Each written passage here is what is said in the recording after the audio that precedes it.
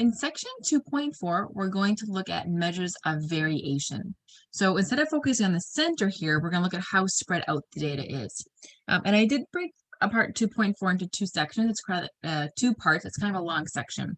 So we're going to focus on kind of the basic definitions and calculations tonight, and then look at some more interpretations and things next time. So here, there are different ways to talk about variation, which is really the spread of the data. So how spread out of the data? Do you have a very big difference between your data points, or are they all kind of tight together, right? So either your data is spread out or it could be not as spread out. One of the easiest ways to do that is to look at the range. And we've seen the range before. So the range of the data is the difference between the maximum and minimum data entries. So you just take the max data point and the min data point and subtract them. So here's an example where we're going to find the range for the following data set. So we have the starting salaries for two different corporations, and these are in thousands of dollars, and I'm going to find the range. So the first thing I need to figure out in each case would be the max and the min for that data set. So here in this first data set, it looks like my max is 47, whereas in my second data set, it looks like the max is 58. And again, you just want to be careful. It's so easy to make little mistakes here. And then for our min, let's see, my first data set, it looks like it's going to be 37. And here it looks like I see a 23 as my lowest. So my range is 47 minus 37, so 10. Whereas here, my range is 58 minus 23, so much of a big difference here, right? So 35.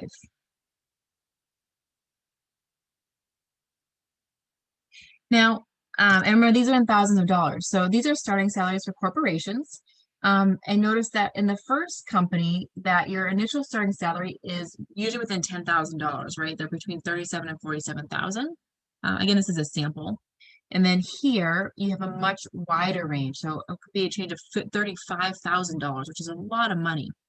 Now, we didn't do it here, but both data sets, if you actually want to compute them, have the same median, mean, and mode at each other. So not that the median, mean, and mode are equal to each other, but that for each data set, the means are equal, the medians are equal, and the modes are equal between the two data sets. So they have the same measures of central tendency. Again, you can do those calculations at home, but the spread is very different, right?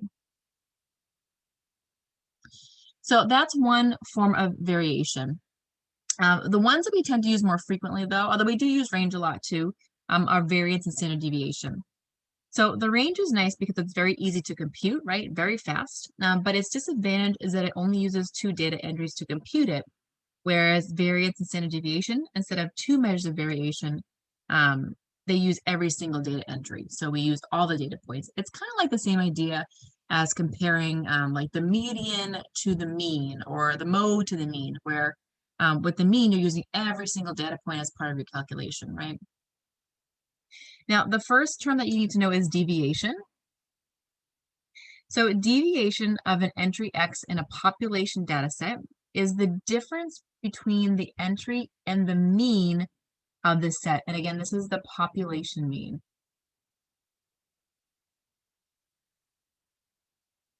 So the deviation of X is X minus the mean.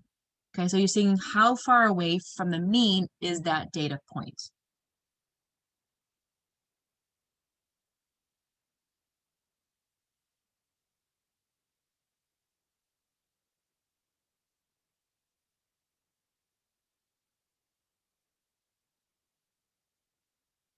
Okay.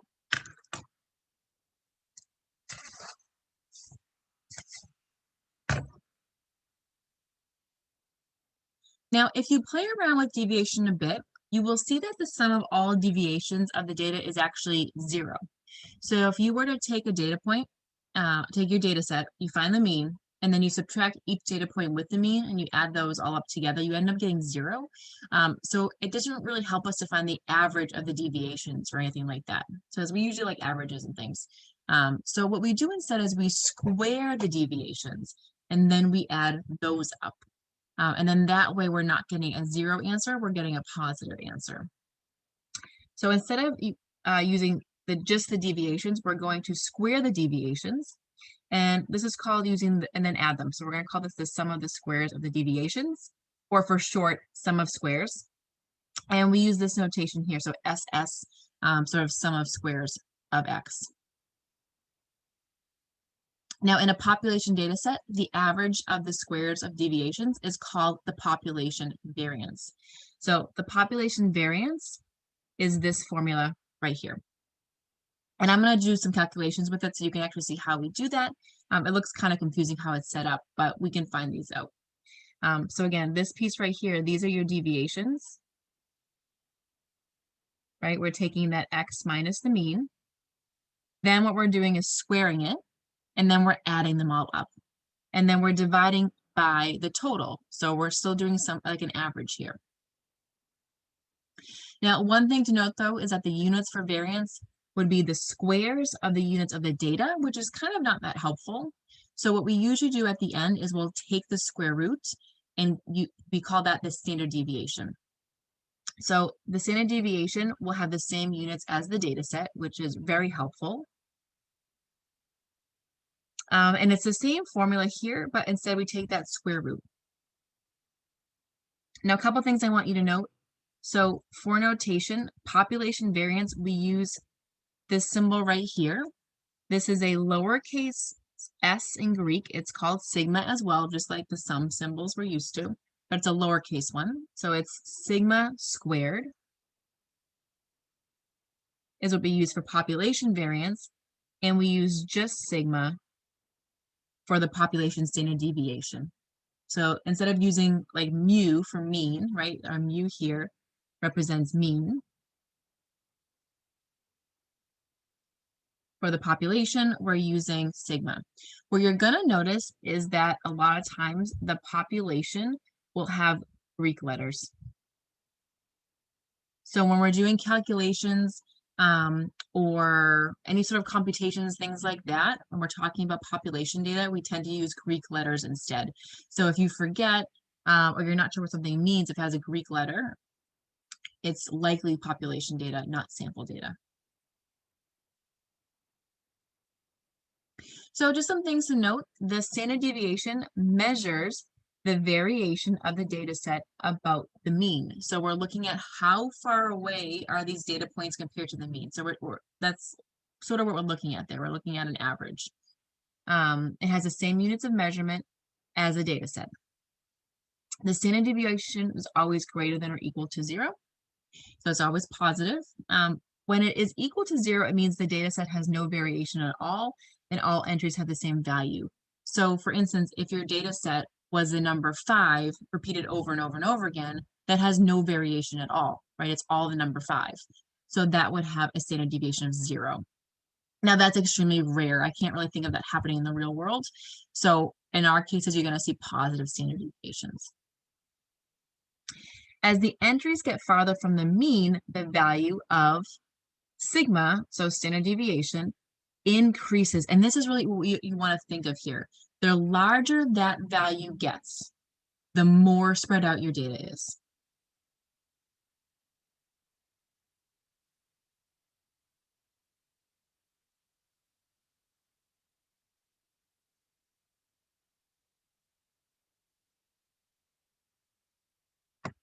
And this is my sigma over here. It almost looks like a little fancy O, but it's a Greek letter S. So the larger that standard deviation is, the more spread out your data is. And that's kind of really the important thing to take away here. All right, so let's go ahead and do this by hand. And the first thing I need to find here is I need to find the mean. Okay. Now, this is population data, so I had thought it was maybe a sample, but we're looking at starting salaries. So for this particular time period, these are all the starting salaries, so we have all the information here for this company.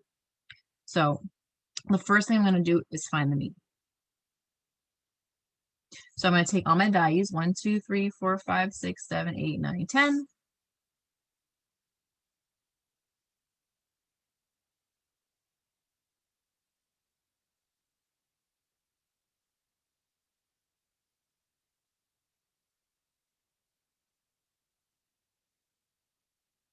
I'm going to add them up. I'm going to divide by 10. I'm going to get my mean. All right, so let me just see here. I tried to do some of this work out already. All right, so what I get here is 415 over 10, which is 41.5. So your first step is you have to find the mean. Okay. Now, the next thing I'm going to do is I'm actually going to recommend we make a table. I think it's going to be much easier here for us. So I'm going to make a table and take each of my data points and subtract the mean with it.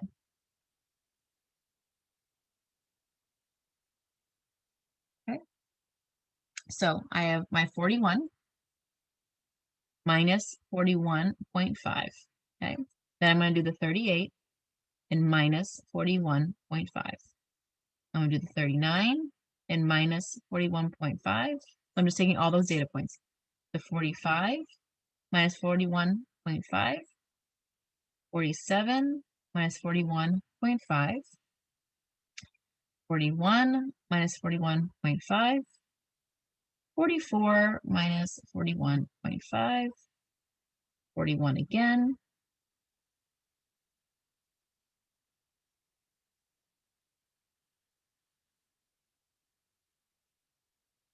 so I should have 10. 1, 2, 3, 4, 5, 6, 7, 8, 9, 10 here. So one at a time, I'm going to do these subtractions. So this is the deviation part. Okay, so I'm taking each of my data points and I'm subtracting it with the mean.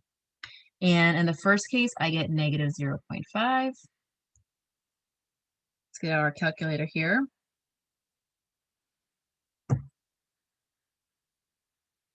So in the next case, I have negative 3.5. Negative 2.5. Oops. Now, it doesn't really matter the sign so much because we're going to end up squaring these, but I'm just going to put in, so 3.5.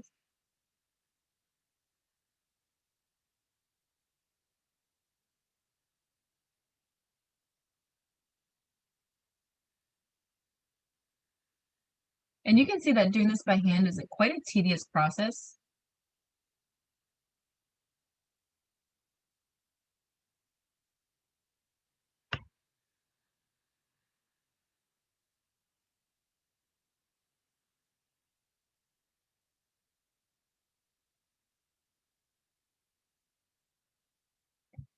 So I do all those subtractions, and then what I'm going to do next is I'm going to take those and I'm going to square them. So each one of these values is going to get squared. It's going to do negative 0.5 squared, negative 3.5 squared, negative 2.5 squared, 3.5 squared, 5.5 squared, negative 0.5 squared, all the way down the line. So each of these values is getting squared.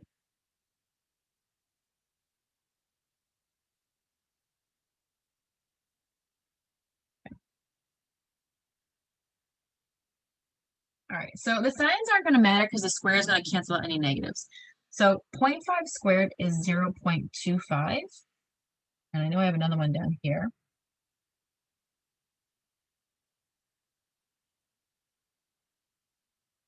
All right, then 3.5 squared is going to give me 12.25.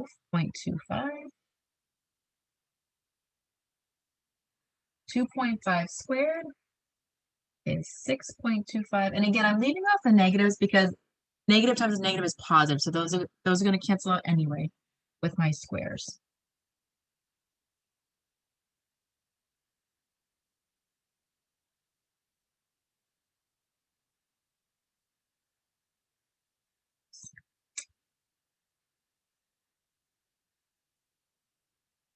Okay, so I take all those values, I square them all, and then what I'm going to end up doing is I'm going to add them all up. So the last thing I'm going to do is add these up. Well, not the last thing, but sort of like the next piece here. I'm going to go through and add those all up. And let's see, I already did this and I get 88.5. And this is what we call that sum of squares. So that's the notation we use. So it's the sum of the squares.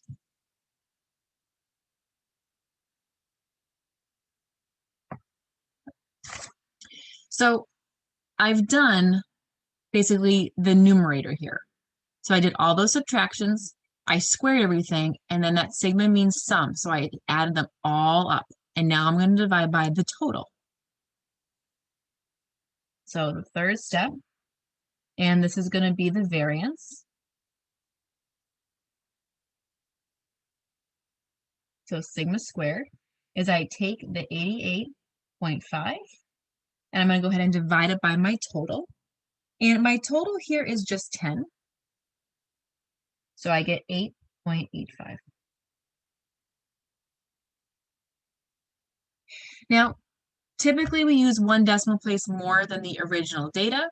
Again, defer to your textbook or my math lab for whatever they ask you for those problems. But usually we go with one more decimal place. So if I have originally whole numbers, I tend to use one decimal place in my answer.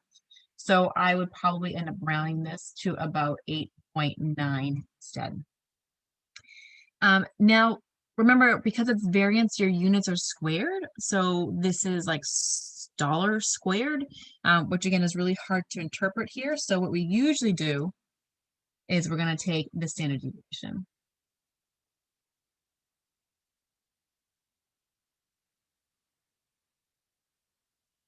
So we're going to take the square root of 88.5 over 10, which is the square root of 8.85. And when we do that, we're going to end up rounding here. It gets pretty messy. We get about 2.9749. And again, I'm going to use one decimal place. So when I go to round my one decimal place, that next number is a 7. So that 9 is going to bump up to a 10. So it's going to be about 3. Now, my standard deviation is the same units as my original data.